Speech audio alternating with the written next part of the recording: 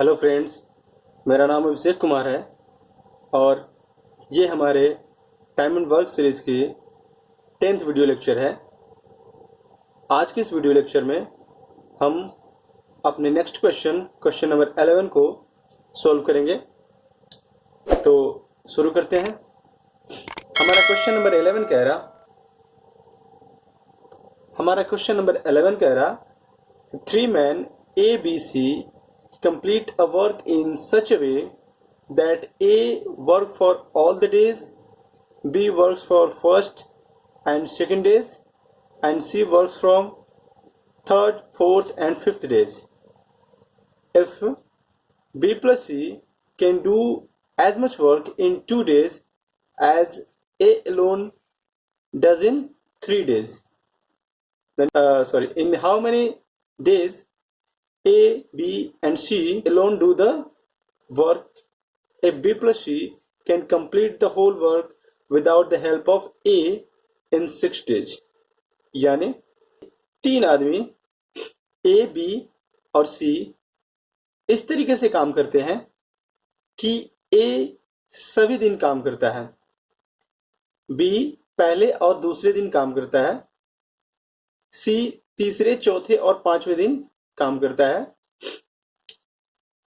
तो आगे कह रहा कि B प्लस C 2 दिनों के में उतना काम कर सकते हैं जितना A अकेला 3 दिन में कर सकता है। ये हमारा एक तरह से रेशियो दे दिया।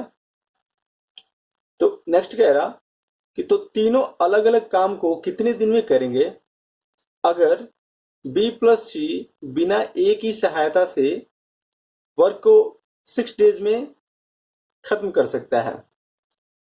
तो सॉल्व करते हैं। तो जैसा कि क्वेश्चन हमारा कह रहा था,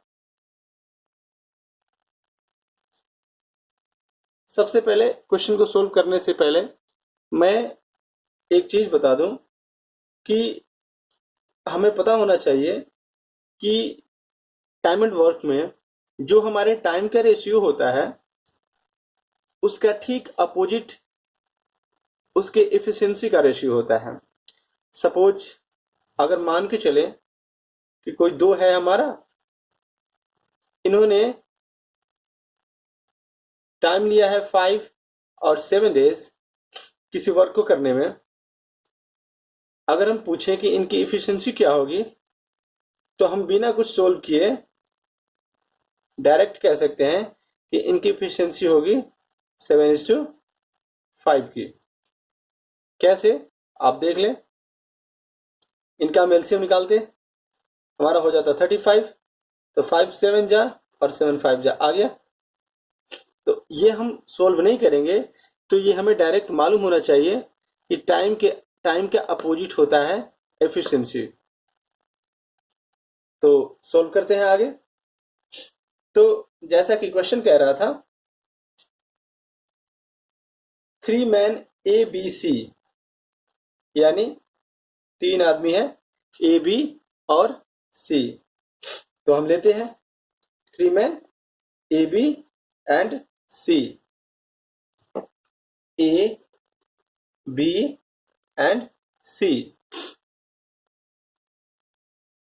A कर रहा था complete days, all the days, क्योंकि A ऑल डेज वर्क कर रहा था, क्योंकि टोटल डेज है 5, यानी A ने वर्क किया 5 डेज। B क्योंकि first and second days he work करा है, यानी B ने वर्क करा फॉर 2 डेज। और C ने वर्क करा third, fourth and fifth days, यानी कि 3 ने वर्क करा 3 डेज। अभी जैसा कि मैंने कहा था, जैसा क्वेश्चन था कि if B plus C can do as much work in 2 days as A alone does in 3 days, यानी B plus C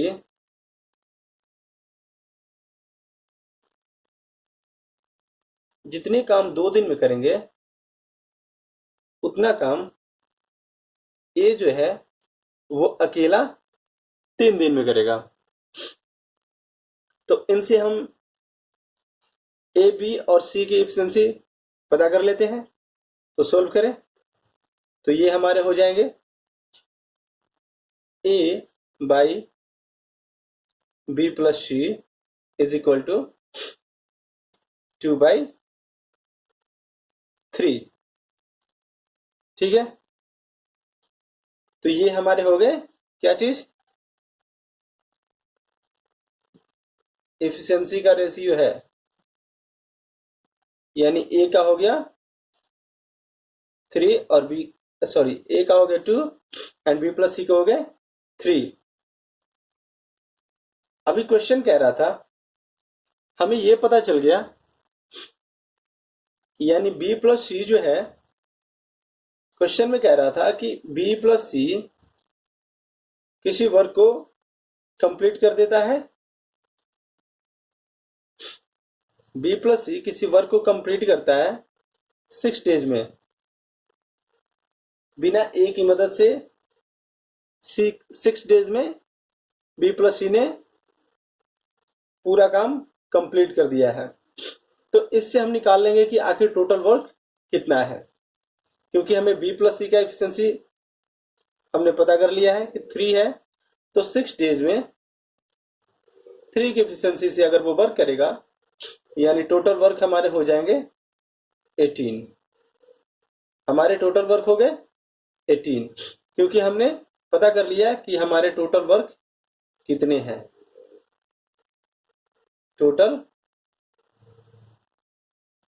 हमें पता चल गया कि टोटल वर्क हमारा 18 है। अब हम चलते हैं आगे, क्योंकि हमें टोटल वर्क पता चल गया है। तो ए था हमारा कितने दिनों, ए था हमारा जैसा कि हमने ऊपर लिख रखा है, ए 5 डेज वर्क किया था, बी 2 डेज वर्क किया था एंड सी 3 डेज वर्क किया था। तो हम इससे निकाल लेंगे, क्योंकि हमें पता चल गया इस रेशियो से कि ए की एफिशिएंसी कितनी है 2। ए ने वर्क किया है 5 डेज, तो 5 डेज में कितना वर्क करेगा वो, 5 मल्टीप्लाई 2 यानी कि 10। वहीं हम बी की बात करें तो बी ने कितना दिन वर्क किया है, तो बी ने भी 2 डेज वर्क किया है, और बी की एफिशिएंसी क्या है, तो बी की एफिशिएंसी हम सबसे पहले, तो क्योंकि हमें बी की एफिशिएंसी पता नहीं है, तो हम बी प्लस सी का हमें पता है, तो हम बी प्लस सी को लेकर चलते हैं। अब हम क्योंकि बी प्लस सी को वर्क कराएंगे, तो बी प्लस सी 2 डेज अगर वर्क करेगा, तो क्योंकि इसकी एफिशिएंसी है 3, तो 3 डेज में ये वर्क कर पाएगा कितना, 3 मल्टीप्लाई 2 यानी कि 6। अब क्योंकि सी ने बी के साथ 2 दिन वर्क कर लिया है, यानी कि सी का अब टाइम बचा है सिर्फ 1 डेज।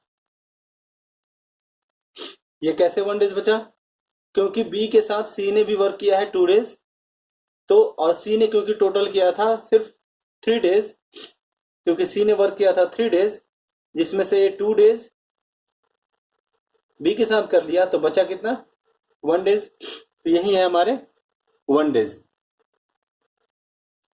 तो सी ने 1 डेज वर्क किया है, तो हम पहले देख लें कि हमारा टोटल वर्क कितना कंप्लीट हुआ, क्योंकि ए ने 10 यूनिट वर्क कर दिया है, बी प्लस सी ने 6 यूनिट कर दिया है, और टोटल वर्क थे हमारे 18।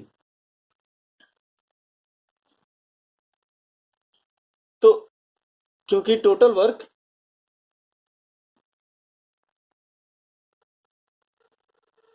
एटीन था, जिसमें से बी ए और बी प्लस सी ने ए प्लस बी प्लस सी इन्होंने वर्क कर दिया है, तो हो गए हमारे 16। रिमेनिंग वर्क हमारे हो गए कितने? 2 यूनिट। क्योंकि रिमेनिंग वर्क हो गया हमारे 2 यूनिट, तो इसी 2 यूनिट को बी ने वर्क करा है, इसी 2 यूनिट को बी ने वर्क करा है। तो सी ने 1 डेज में वर्क किया है 2 यूनिट, तो इसकी एफिशिएंसी क्या हो जाएगी? 2/1 इज इक्वल टू 2, यानी सी की एफिशिएंसी क्या है? 2। सी की एफिशिएंसी क्या हो गई? 2। अब जैसा कि क्वेश्चन कह रहा था, हमें क्या निकालना था? हमें निकालना था कि तो क्योंकि हमें तीनों का पता चल गया है एफिशिएंसी, और क्वेश्चन कह रहा था कि तीनों का बताइए कि वो अलग अलग उस वर्क को कितने दिनों में कंप्लीट करेंगे। तो हम देखते हैं, ये रहा हमारा ए, ये रहा हमारा ए, ये रहा हमारा बी, और ये रहा हमारा सी। तो ए एलोन वर्क करेगा कितने दिनों में? टोटल वर्क था हमारा 18, क्योंकि ए की एफिशिएंसी है 2, तो हमारे वर्क को कंप्लीट करेगा 9 डेज में। वहीं अगर बी की बात करें, टोटल वर्क था 18, हमने बी का निकाला था कितना? हमने बी का निकाला था यहां पे, क्योंकि बी प्लस सी का हमारा 3 है और सी का हमारा 2 है, क्योंकि सी का हमारा 2 हो गया, तो बी का हमारा कितना बचा? रिमेनिंग 1। तो 1 की स्पीड से कितने दिनों में करेगा? 18 डेज में। एंड द लास्ट वन, सी की एफिशिएंसी है 2, टोटल वर्क है 18, तो 2 के स्पीड से वो 18 यूनिट को कितने दिनों में कंप्लीट करेगा? 9 डेज में। तो ये हमारे थे तीनों के, कि तीनों कितने कितने दिनों में वर्क को कंप्लीट करेगा। तो आज के वीडियो में हम इतना ही लेने देते हैं। हम नेक्स्ट वीडियो में अपने क्वेश्चन नंबर 12 को सॉल्व करेंगे। तब तक के लिए अगर कोई प्रॉब्लम हो तो नीचे कमेंट में मेंशन करें, और वीडियो अच्छा लगे तो लाइक करें और चैनल को सब्सक्राइब करें और वीडियो को शेयर करें। Thank you.